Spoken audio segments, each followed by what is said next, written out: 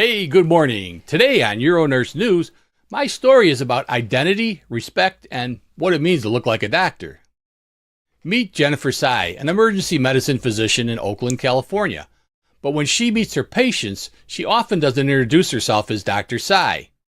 Instead, she simply says, "Hi, I'm Jenny. I'll be your doctor today." Why? Because she doesn't want her title to be the crutch that earns her respect. Dr. Tsai grew up with a father who insisted her name be pronounced correctly. The T in Tsai must be sharp and clear. It was a matter of dignity and not being mistaken for something less. But teachers and even coaches often got it wrong, and in medicine it hasn't been much different. She's been called Jenny Tsai, Jennifer Say, Shay, and more.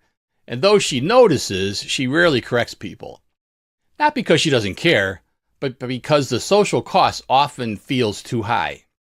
She says correcting every mispronunciation is like paying a tax with her time and energy. And yet, letting it slide feels like a betrayal of her father's hopes and her own identity. As a young physician, Tsai once introduced herself as Jenny. A supervisor pulled her aside saying she should always use Dr. Tsai. Why?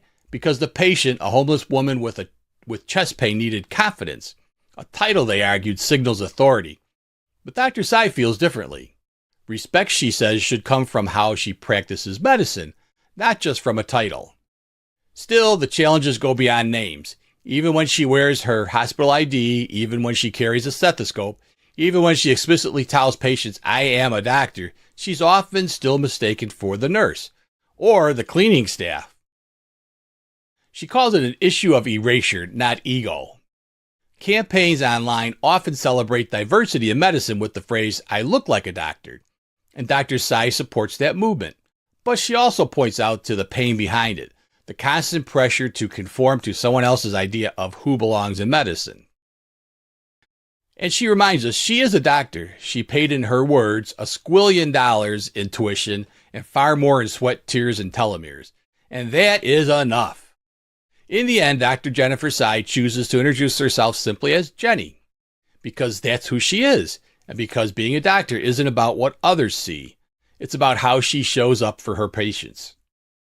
And that's today's story. Respect not from titles, but from truth.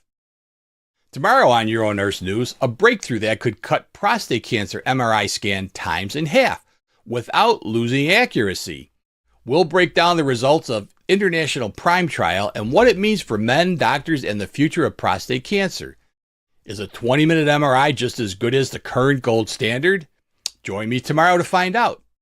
And be sure to like, subscribe, push every button you can push. I'm Vic Senese, and this is UroNurse News.